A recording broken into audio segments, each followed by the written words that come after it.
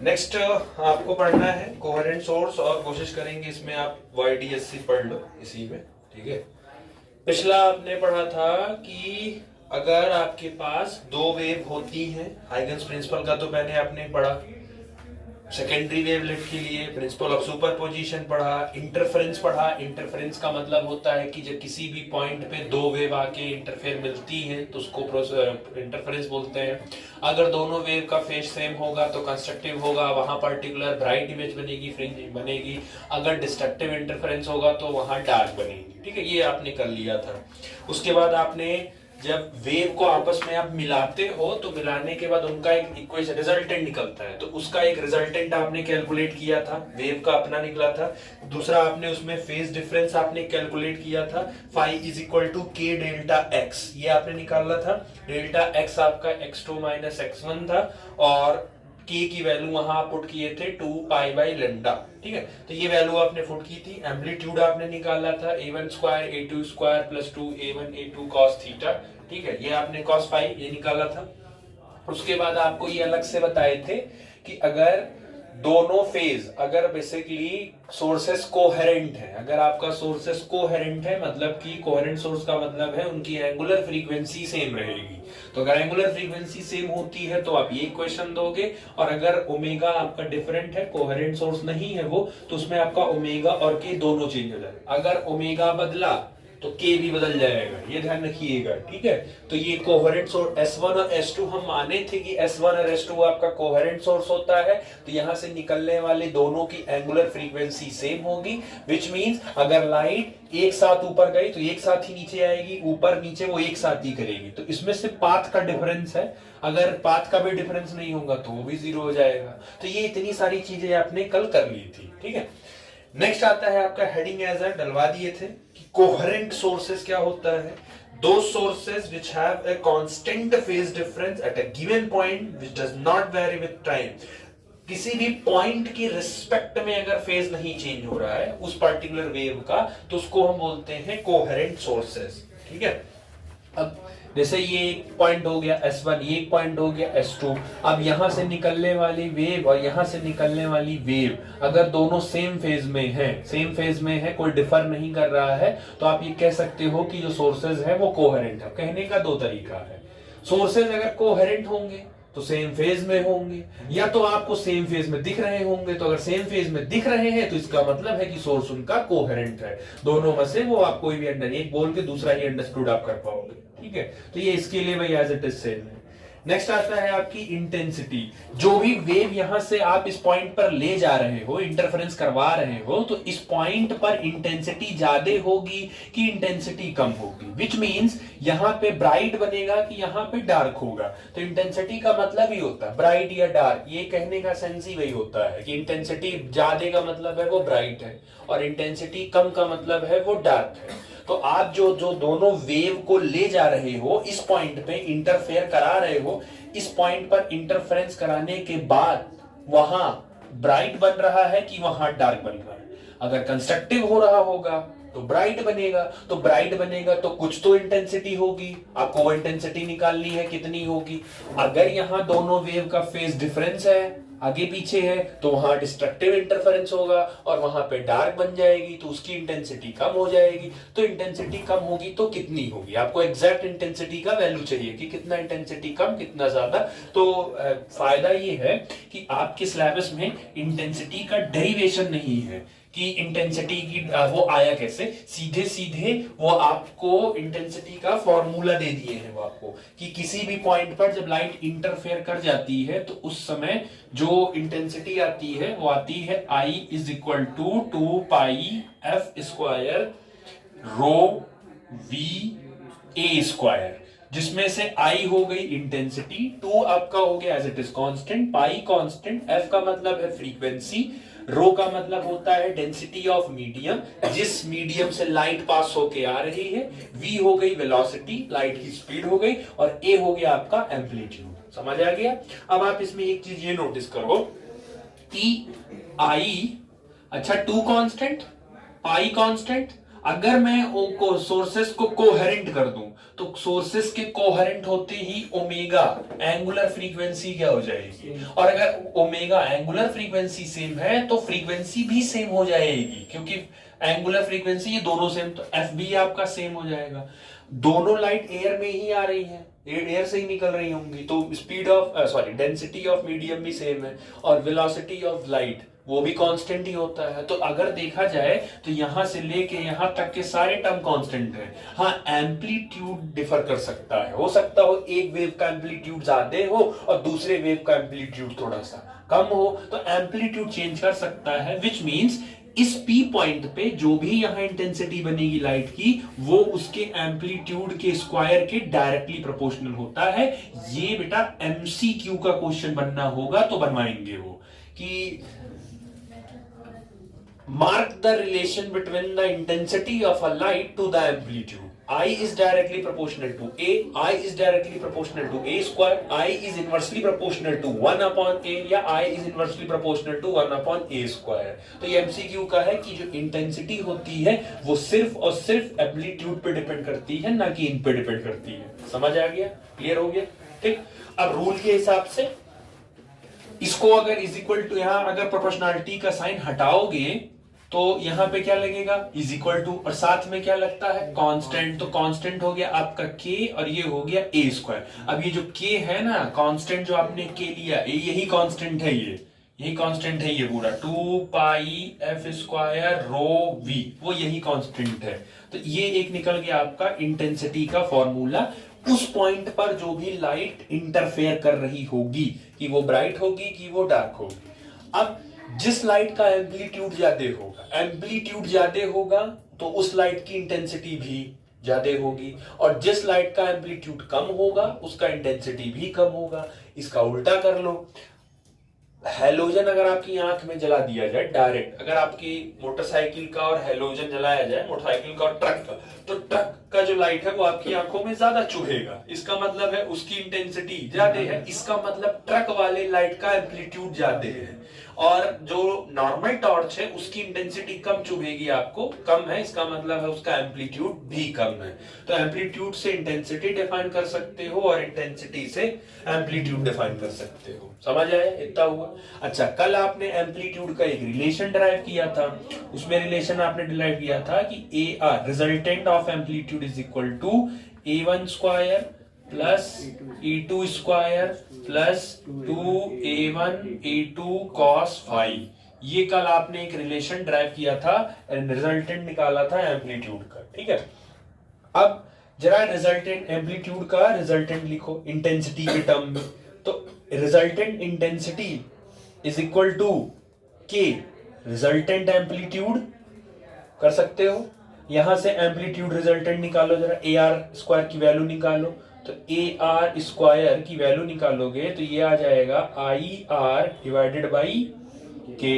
ऐसे ही सेम अब मैं कहूं अगर पहले वेव का एम्पलीट्यूड निकालो तो A1 square is equal to ये आ जाएगा I1 डिवाइडेड बाई K। मैं दूसरे का पूछूं, दूसरे वेव का, तो A2 square is equal to I2 divided by K। कोई दिक्कत इसमें, कैसे आया ये, यही था ना, यही क्वेश्चन था। तो रिजल्टेंट के लिए बस AR कर दिया, यहां से AR स्क्वायर की वैल्यू निकाल लिया। ऐसे ही पहले वेव का निकाल लिया, तो A1 is equal to I1 upon के, A2 is equal to I2 upon के।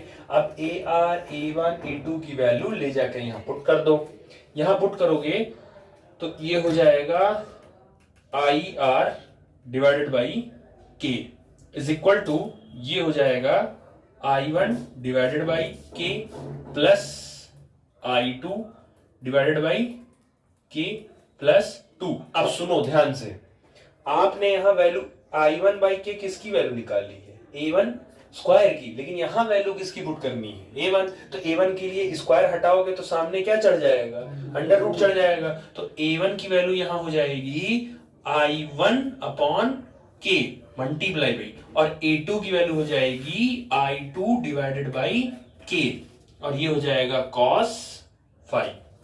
यहां तक आ गया समझ में, ठीक है। अब उसके बाद जो है कॉमन लेके ही काटना है आपका। ये हो गया आपका x-2 ये भी समझा दिया, ये भी हो गया आपका, ये भी समझा दिया। ऐसा करो के जरा बाहर करो, के कॉमन लो, तो I R divided by K is equal to I1 by K plus I2 by K plus 2 under root I1 I2 multiply by ये के स्क्वायर हो जाएगा कि नहीं, क्योंकि दोनों में है ना के, और ये हो जाएगा कॉस पाई। अच्छा के स्क्वायर अंडर रूट में है, तो अंडर रूट से तो के स्क्वायर बाहर आ ही सकता है, बाहर तो बाहर आएगा, तो बाहर क्या हो जाएगा, सिर्फ के हो जाएगा। अभी के को कॉमन कर लो, तो I R divided by K is equal to 1 upon के को बाहर कर लो, तो अंदर क्या बचेगा, I1 plus I2 plus 2 under root I1 I2 cos I, ये बचेगा। अभी के से के आपका कट गया, तो जो रिजल्टेंट इंटेंसिटी का जो रिजल्टेंट है वो आ गया आपके पास I R is equal to I1 plus I2 plus 2 under root I1 I2 और कॉस फाई। तो ये निकल गया रिजल्टेंट इंटेंसिटी। उस पॉइंट पर वो जो आप फ्रिंज बना रहे हो, जो डार्क और ब्राइट बना रहे हो, वो कितना डार्क बनेगा या कितना ब्राइट बनेगा वो इससे निकल जाएगा, और उस वेव का एम्पलीट्यूड कितना होगा वो यहां से निकल जाएगा। समझ आया? तो यहां से कर लोगे तो फिर यहां तो डराइव ही करना है आपको। ठीक, चलिए अब ये जो आपने कहा कि जब भी कोहेरेंट सोर्स से आपका वेव निकलता है, तो जब वेव निकलता है तो किसी एक पॉइंट पर वो वेव मिलती है पॉइंट पी पर, तो वहां या तो कंस्ट्रक्टिव होगा या तो वहां डिस्ट्रक्टिव होगा, ब्राइट बनेगा या तो डार्क बनेगा। तो उसकी इंटेंसिटी कितनी होगी वो आपने डिफाइन कर ली। अब मैं ये कह रहा हूं कि कितनी बनेगी, इससे पहले एक सवाल है, या तो मैक्सिमम इंटेंसिटी होगी और फिर एक होगा कि सबसे मिनिमम इंटेंसिटी, बाकी इन्हीं दोनों के बीच में ही आएंगे।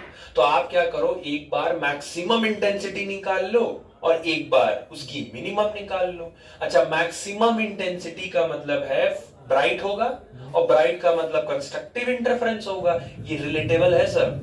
अगर उस पॉइंट पर आप डार्क बना रहे हो, इसका मतलब है कि वहां डिस्ट्रक्टिव इंटरफेरेंस है और वहां पे इंटेंसिटी कम है।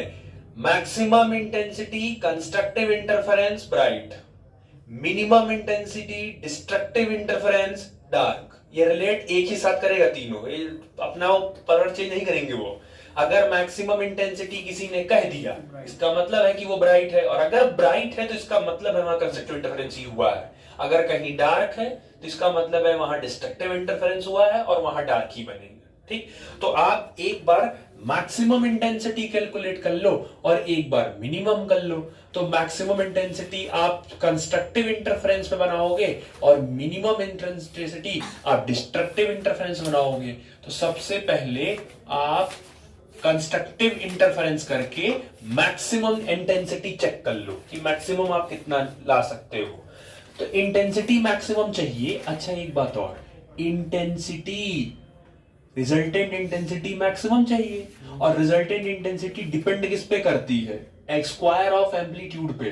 तो इसका मतलब है ए आर स्क्वायर, ये दोनों के दोनों आपको किसमें चाहिए, तब मैक्सिमम ही दोनों चाहिए, तभी आपकी इंटेंसिटी और एम्पलीट्यूड दोनों ज्यादा होगा, मैक्सिमम होगा। अच्छा, इंटेंसिटी की आपने इक्वेशन अभी लिखी, I R is equal to I1 plus I2 plus 2 I1 I2 cos phi. अब जरा समझो इनको।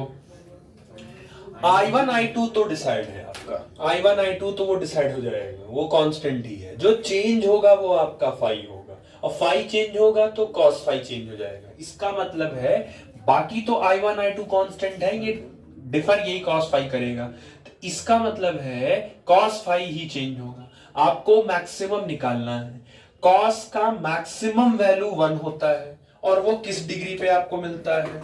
अगर आपको cos फाई मैक्सिमम चाहिए, क्योंकि आपको इंटेंसिटी मैक्सिमम चाहिए, तो उसके लिए ये वाली वैल्यू भी क्या चाहिए, क्योंकि जब ये हिस्सा मैक्सिमम होगा तभी ये हिस्सा मैक्सिमम होगा, क्योंकि ये सब तो कांस्टेंट है, ये बदलने नहीं वाले, तो पूरी डिपेंडेंसी यहीं पे आ गई। तो जब cos फाई मैक्सिमम होगा तो इंटेंसिटी भी मैक्सिमम मिलेगी। अब cos की मैक्सिमम वैल्यू किस एंगल पर मिलती है? 0 डिग्री मिलती है, cos 01। तो इसका मतलब है कि अगर मैक्सिमम चाहिए तो यहां आपको cos की वैल्यू कितनी रखनी पड़ेगी? 0। और आप कंपेयर कर लो अगर, तो फाई इज इक्वल टू आपको कितना चाहिए? 0 डिग्री चाहिए। मतलब कि अगर आप फाई की वैल्यू 0 डिग्री रखते हो तो cos cos 0 हो जाएगा 1, और उस कंडीशन में जो इंटेंसिटी आ जाएगी वो मैक्सिमम आ जाएगी। समझ आया? क्लियर हुआ?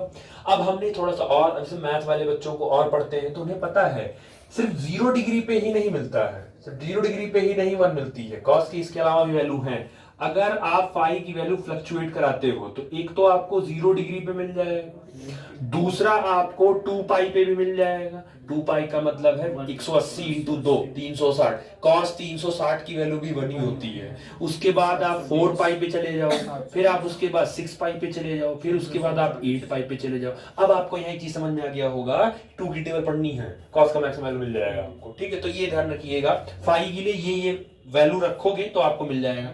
अब इसके लिए हम एक जनरल फॉर्मूला ड्राइव कर देते हैं कि कितना एंगल रखना है, कितना फाई रखना है। तो उसके लिए जो जनरल फॉर्मूला आता है वो 2n पाई। ठीक, ये एक जनरल फॉर्मूला हम ड्राइव कर देते हैं, रख देते हैं, ताकि अब आपको जो भी रखना हो, जैसे n की वैल्यू, सुनो, n की वैल्यू अगर 0 रखूंगा तो 0 इंटू 2 पूरा क्या हो जाएगा? 0। तो ये मिल गया आपको 0 डिग्री। n की वैल्यू 1 रखूंगा तो 2 इंटू 1 2 पाई मिल जाएगा। n की वैल्यू 2 रखूंगा तो 2 टू जा 4 4 मिल जाएगा। 3 रखूंगा 3 टू जा 6 ही मिल जाएगा। तो ये जनरल हो गया। अगर तुमको किसी भी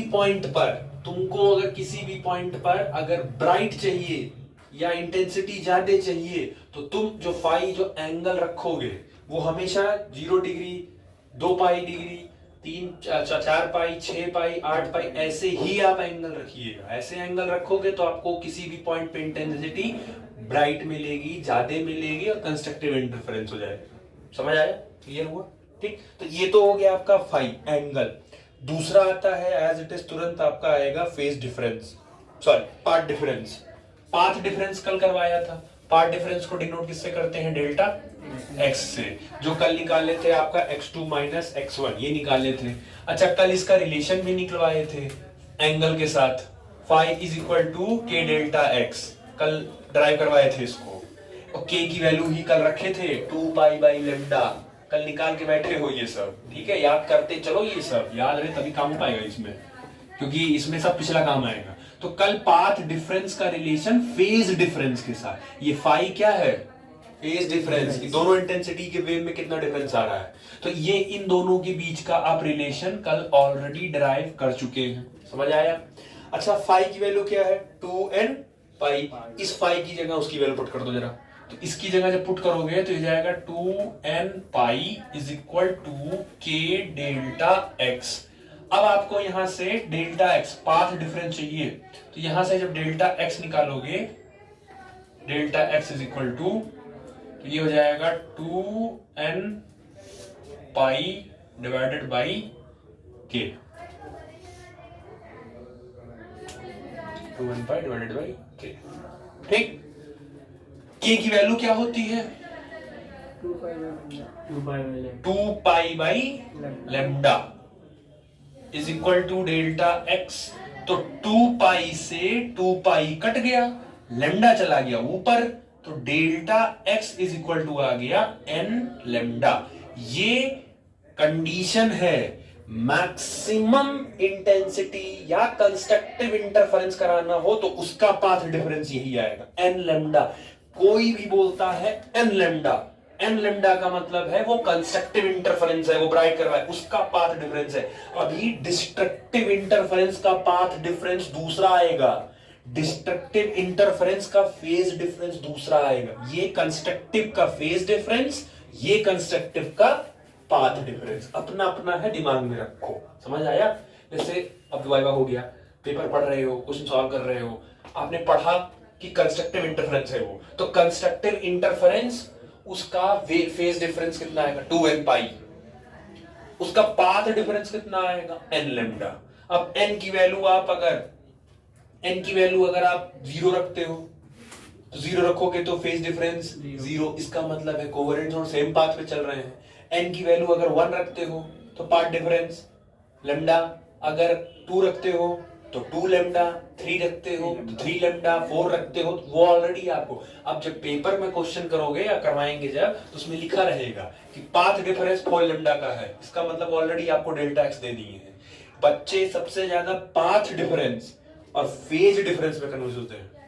याद कर लीजिए, फेज डिफरेंस मतलब एंगल का है, ये एंगल से रिलेटेड है ये, और पाथ डिफरेंस का मतलब रास्ते से है, कितना डिग्री अलग हो वो फेज डिफरेंस है, और रास्ते में कितना दूर हो वो पाथ डिफरेंस होता है। तो ये क्लियर रखिएगा, और ये कंस्ट्रक्टिव का अपना है तो वो ध्यान रखिए, ठीक है। अब यहाँ पे अगर आप डेल्टा एक्स की वैल्यू, डेल्टा एक्स की जनरल वैल्यू निकालनी चाहो तो लेमडा हो सकती है, 2 लेमडा हो सकती है, 3 लेमडा हो सकती है, 4 लेमडा हो सकती है। n की वैल्यू फ्लक्चुएट करते चलो, 1 2 3 करते चलो, आपको मिलता जाएगा। समझ आया?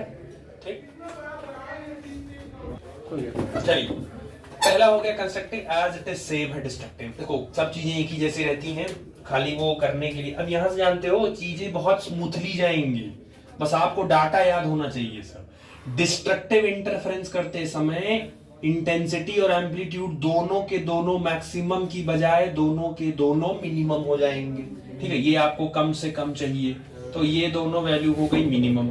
वही सेम रिजल्टेंट इंटेंसिटी वही सेम, I1 I2 कांस्टेंट, तो फिर डिपेंडेंसी cos फाई पे ही आएगी। अब cos फाई की वैल्यू ये जितनी मिनिमम होगी उतना ही काम आपका आसान हो जाएगा, और cos की मिनिमम वैल्यू होती है -1, जितना भी वो गिर सकता है नीचे वो -1 पे ही गिराएगा। और cos का जो सबसे पहला एंगल होता है जिसपे वो अपना -1 देता है, दैट इज 180 डिग्री पे दे देगा वो, तो उस समय जो थीटा कंपेयर करके सर लिख सकते हो दैट इज 180, या इसको आप लिख सकते हो पाई। एक पाई को ही कितना बोलते थे, 180 डिग्री बोलते थे, ठीक है। तो आप कंपेयर करके लिख सकते हो। अब इनका एज इट इज जनरल अगर बनाना होगा, इनका अगर एक जनरल बनाना होगा फॉर्मूला, तो आप इनका एक जनरल बना सकते हो, phi is equal to 2n-1 into pi, आप ये बना सकते हो। अब सेम वेयर अगर मैं n की वैल्यू, ध्यान सुनना, अगर मैं n की वैल्यू 0 कर दूं, 0, तो ये 0 हो जाएगा। अब अगर ये 0 हो गया तो 0 -1 तो -1 मल्टीप्लाई बाई पाई कितना हो जाएगा, वो माइनस में ले जाएगा। इसीलिए इसकी वैल्यू 0 से स्टार्ट नहीं होगी, इसकी पहली वैल्यू कहां से स्टार्ट होगी।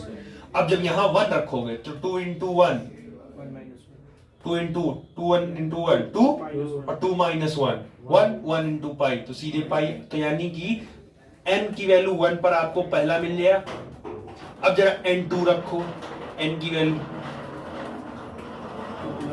2 रखोगे तो 2 इंटू 2 4 4 -1 3 3 इंटू पाई बाहर है, तो इसके केस में जो आपको मिल जाएगा वो मिल जाएगा 3 पाई। अब n की वैल्यू रखो आप 3, तो जब 3 रखोगे तो 3 इंटू 2 6 6 -1 5, तो ये मिल जाएगा। अब आप जरा ये चेक कर लो, ये ऑड नंबर का सम ले रहा है, ये पाई 3 पाई 5 पाई 7 पाई 9 पाई, तो इसका जो फेज डिफरेंस आएगा पाई का, इसका स्टार्ट होगा पाई से, फिर 3 पाई से, फिर 5 पाई से, फिर 7 पाई से, फिर 9 पाई से। ये डिस्ट्रक्टिव का है, और कंस्ट्रक्टिव के केस में 2 का टेबल चलता था, वो इवन नंबर देता था।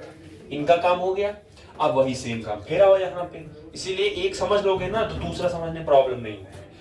फिर से वही फेज डिफरेंस पार्ट डिफरेंस में रिलेशन निकाल लो, तो k की वैल्यू, अच्छा फाई, अच्छा यहां जो है आप चेंज कर लो क्योंकि यहां आपने ये बदल दिया फाई, तो आपको रखना हो तो रखो, नहीं तो कोई दिक्कत नहीं, आप सीधे फाई रखो, तो ये हो गया फाई, ये भी हो गया आपका फाई। यहां से डेल्टा एक्स की वैल्यू निकालो, डेल्टा एक्स, तो डेल्टा एक्स निकालोगे तो लेमडा ऊपर चला जाएगा और 2 पाई नीचे आ जाएगा, तो क्या लिख सकते हो, lambda upon 2 pi multiply by phi is equal to delta. समझ आ गया? अब इसमें रखोगे कैसे, सुनो, पहली बार उसकी वैल्यू क्या रखो, पाई, पहले पाई रखो, पहला इसमें पहला तो फॉर्मूला तो यही हो गया। अब यही आपका उसके लिए बना है, कंस्ट्रक्टिव के लिए भी बना था, खाली आप एंगल चेंज करो। अगर मैं इसकी जगह पाई रख दूं, lambda upon 2 pi multiply by pi is equal to delta x, तो पाई से पाई, तो पहला phase difference delta x is equal to कितना है, लेमडा बाई 2। अब मैं दूसरा लिखूंगा नहीं, खुद देखो दूसरा क्या रख सकता हूं, तो यहां जब मैं 3 पाई रखूंगा तो पाई से पाई तो कट जाएगा, लेकिन ऊपर 3 तो बच जाएगा, तो दूसरा वाला फेज डिफरेंस कितना मिलेगा, 3 लेमडा बाई। अब अगला क्या मिलेगा, 5 लेमडा बाई 2, अगला क्या मिलेगा, 7 लेमडा बाई 2। ये ऑड, यानी कि डिस्ट्रक्टिव में ऑड चलता है, इसका पाथ डिफरेंस ऑड लेके चलता है, और कंस्ट्रक्टिव का हमेशा इवन लेके चलेगा। तो ये आप मैच करके कर लो तो काम हो जाएगा आपका। वैल्यू रख के करो, ज्यादा फॉर्मूले याद करोगे तो ताम झाम में फंस जाओगे, इसीलिए कम ही याद करो, वो ज्यादा आसान रहेगा। ठीक, चलो अब एज इट इज, मुझे पता है कंफ्यूजन होगी, तो कंस्ट्रक्टिव, पहली बात कंस्ट्रक्टिव में जो इंटेंसिटी होगी वो आपको मैक्सिमम मिलेगी, और डिस्ट्रक्टिव में जो इंटेंसिटी होगी वो आपको मिनिमम मिलेगी। ये नोट्स में नहीं है, इंक्लूड कर लेना इसको भी, ठीक, याद कराने के लिए। सेकंड, इसके केस में अब आपको निकालना है फेज डिफरेंस, तो कंस्ट्रक्टिव का फेज डिफरेंस आता है n लेमडा, ठीक है, कंस्ट्रक्टिव, अरे नहीं ये तो पार्ट डिफरेंस लिया, 2n पाई, 2n पाई, ये है कंस्ट्रक्टिव का फेज डिफरेंस। अब जरा आओ डिस्ट्रक्टिव का फेज डिफरेंस, चलो डिस्ट्रक्टिव का फेज डिफरेंस कितना होता था, डिस्ट्रक्टिव का 2n माइनस 1 पाई, 2n माइनस 1 इंटू पाई, ये हो गया डिस्ट्रक्टिव का फेज डिफरेंस। सेकंड आता है आपका पाथ डिफरेंस, तो delta x is equal to, इनका आता है n लेमडा। अच्छा लेकिन रुक जाओ, इससे पहले ना ये फाई की वैल्यू रख लो यहीं पे, ताकि याद रहेगा, क्योंकि इसका जो फाई है वो इवन नंबर में चलता है, तो 0 डिग्री, फिर उसके बाद 2 पाई, फिर उसके बाद 4 पाई, फिर उसके बाद 6 पाई, फिर उसके बाद 8 पाई, तो इसका इवन नंबर में चलेगा। अगर इनका फाई आओ, तो इनका फाई पहले चलेगा पाई, फिर चलेगा 3 पाई, फिर चलेगा 5 पाई, फिर चलेगा 7 पाई। जितना रटोगे उतना आपको ये भूलेगा नहीं, क्योंकि अभी बहुत बार ये लोग रिपीट होंगे, बार बार रिपीट होंगे। सेकंड आता है कंस्ट्रक्टिव का path difference, delta x is equal to n lambda, ये इनका हो गया। और जब इनका आप जाओगे delta x is equal to, तो इनका आ जाएगा 2n माइनस 1, वो तो सेम रहेगा, बस यहां पे आपका pi by 2 lambda by 2, lambda by 2, हाँ यहाँ m था ना, हाँ तो ठीक है, तो ये इनका हो गया। अब अगर डेल्टा एक्स निकालना है, तो डेल्टा एक्स निकालने के लिए n की वैल्यू 0 रखोगे तो पाथ डिफरेंस आपका 0 हो जाएगा। उसके बाद अगर शुरू करते हैं तो लेमडा, फिर 2 लेमडा, फिर 3 लेमडा, फिर 4 लेमडा, ये तो एज इट इज काउंटिंग चलेगी। इसमें करोगे डेल्टा एक्स की वैल्यू क्या क्या हो सकती है, तो पहला मिलेगा लेमडा बाई 2, फिर मिलेगा 3 लेमडा बाई 2, फिर मिलेगा 5 लेमडा बाई 2, और फिर मिलेगा 7, और एज गो ऑन, ये ऐसे इसी ऑड नंबर के सीक्वेंस में। ये डाटा, ये चार्ट आप बना लो, कॉपी में नोट्स में नहीं है, और ये याद होना भी चाहिए कि कंस्ट्रक्टिव का फेज डिफरेंस, उसका पार्ट डिफरेंस क्या क्या हो सकता है, डिस्ट्रक्टिव का फेज डिफरेंस और फाई की वैल्यू क्या क्या हो सकती है, और पाथ डिफरेंस जनरल फॉर्मूला और क्या क्या हो सकता है। समझ आया? ठीक। इंटेंसिटी एक बार मैक्सिमा, उसका फॉर्मूला, और इंटेंसिटी मिनिमा कम से कम, तो जनरल फॉर्मूला आपके पास I1 I2 under root 2 I1 I2 cos phi दोनों का सेम है। मैक्सिमा चाहिए तो फाई की वैल्यू 0 चाहिए, क्योंकि cos 0 की वैल्यू 1 होती है, तो यहां रखोगे जब cos 0, तो cos 0 की वैल्यू 1, और 1 का मतलब मल्टीप्लाई, तो एज इट इज ये इक्वेशन फ्रेम होगा। और मिनिमम पे जाओगे तो कम से कम चाहिए, तो cos की मिनिमम वैल्यू -1 होती है, तो या तो वो पाई पे मिलेगी, उसके आगे भी जाओगे तो 3 पाई, 5 पाई, 7 पाई उस पे मिलेगा वो। तो उस केस में जब यहाँ cos 180 रखोगे तो cos 180 की वैल्यू होती है -1। तो -1 जब मल्टीप्लाई करोगे तो यहां वाला साइन चेंज हो जाएगा ना, माइनस। अब सुनो जरा जरा ध्यान से देखो, ये आपका फॉर्मूला बनेगा a² + b² + 2ab, और यहां बन रहा है a² + b² - 2ab। बन तो वही रहा है, बस आपको एडजस्ट करवाना है कि वो एडजस्ट हो जाए। तो आप सुनो एडजस्ट करोगे कैसे। i r = सुनो, ये स्क्वायर करना है ना, इसका a² होता है ना, तो आप ऐसा करो, इसको कर लो √i1 + √i2, और इसका पूरा क्या कर दो, पूरा होल स्क्वायर। अभी समझा रहे हैं। और इसमें कर दो IR = √i1 - √i2, और इसका भी कर दो होल स्क्वायर। अब जरा समझो कैसे एक्सटेंड करोगे, ये बताओ। a² b² में a की वैल्यू कौन सी वैल्यू हो गई, √i1, और b की वैल्यू क्या हो गई, √i2।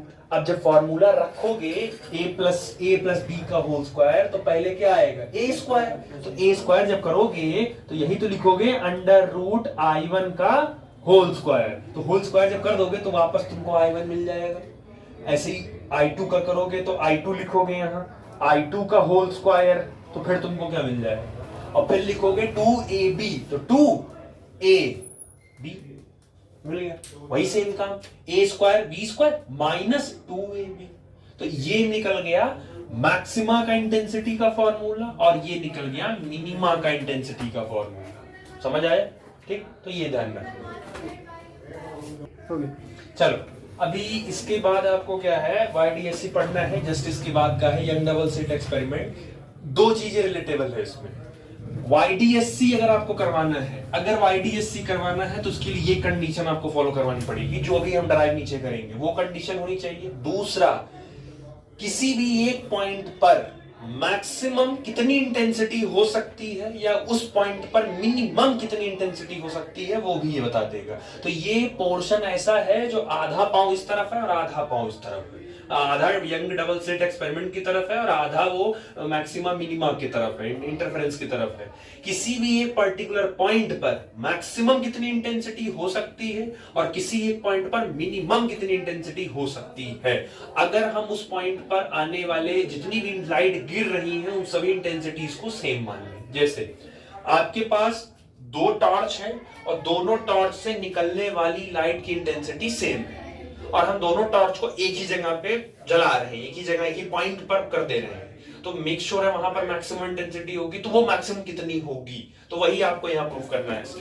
तो इसके लिए कंडीशन है पहले से कि दोनों जो भी दो वेव आ रही है, लहराते लहराते जो दोनों वेव आ रही है, उन दोनों वेव की इंटेंसिटी सेम मान लो, आई हो गया।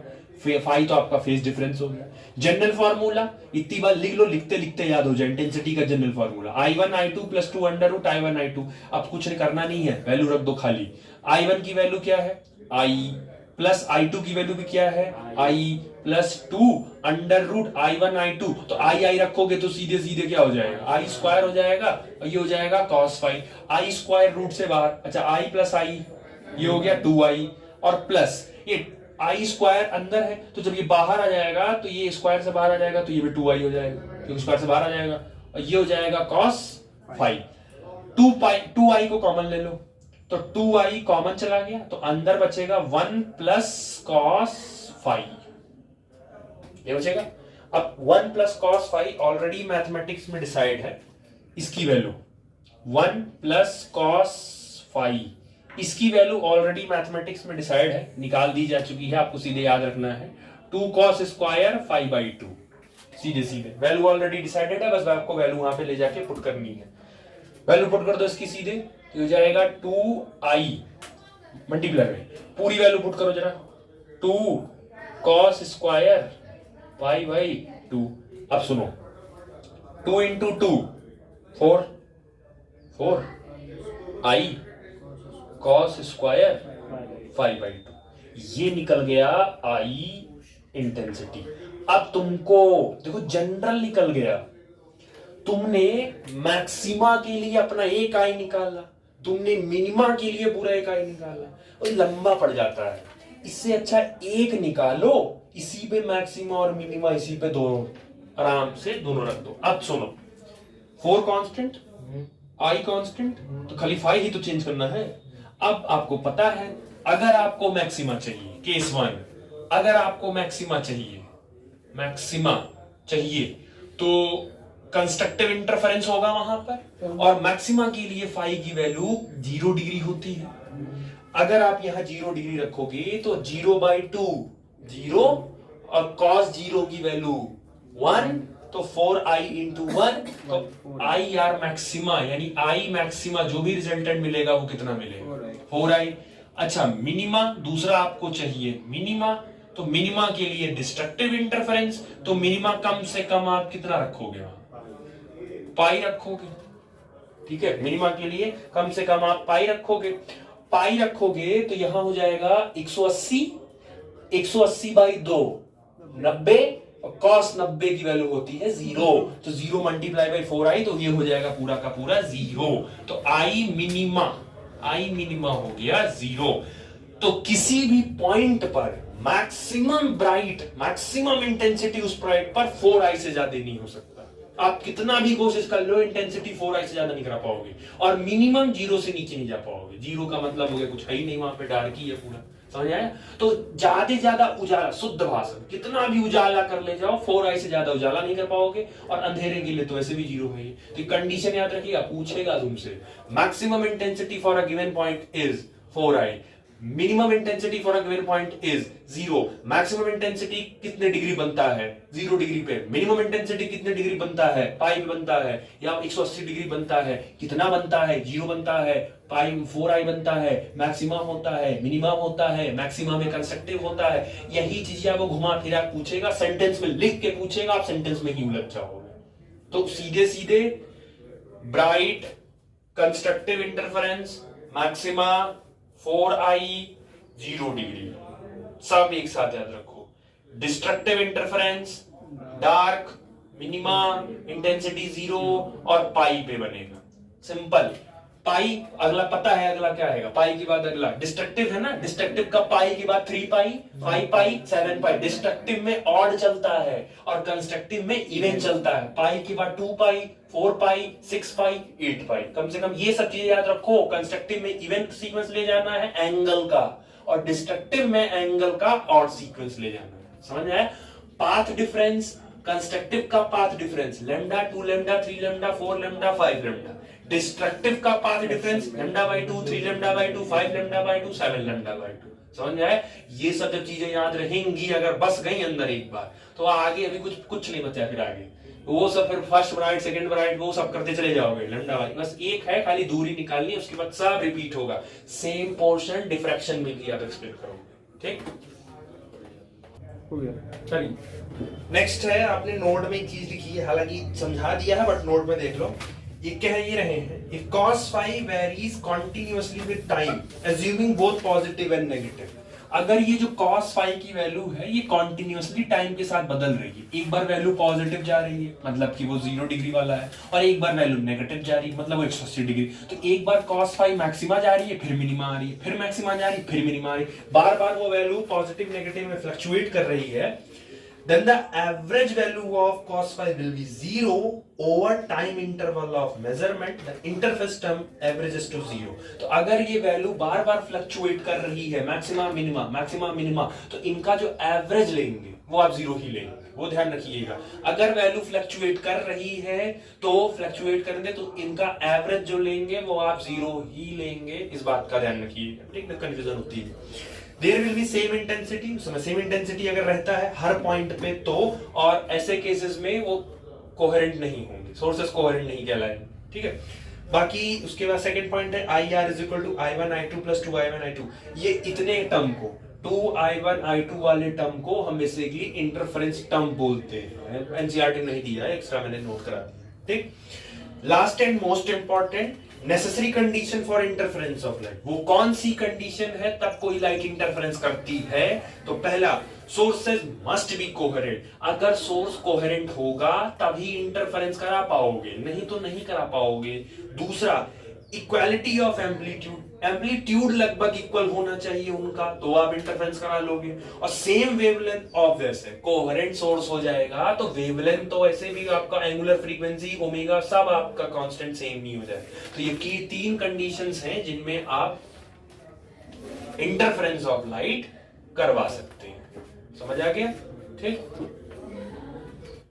अब क्या है कि एक जो कंफ्यूजन क्रिएट हो रही है कि आप कैसे याद करोगे, तो उसके लिए आप याद रखो कि अगर आपके पास किसी भी पॉइंट पर ब्राइट है, इसका मतलब है वहां कंस्ट्रक्टिव हुआ है, इसका मतलब वहां पर मैक्सिमा है, और उसके लिए जो सबसे पहला फाई होगा वो 0 डिग्री आपको लेना है। और एज इट इज अगर कंस्ट्रक्टिव है तो उसका पहला डेल्टा एक्स लैम्डा होगा। ये पहले की बात हो रही है, सेंट्रल वाले की भी सेंटर की बात हो रही है।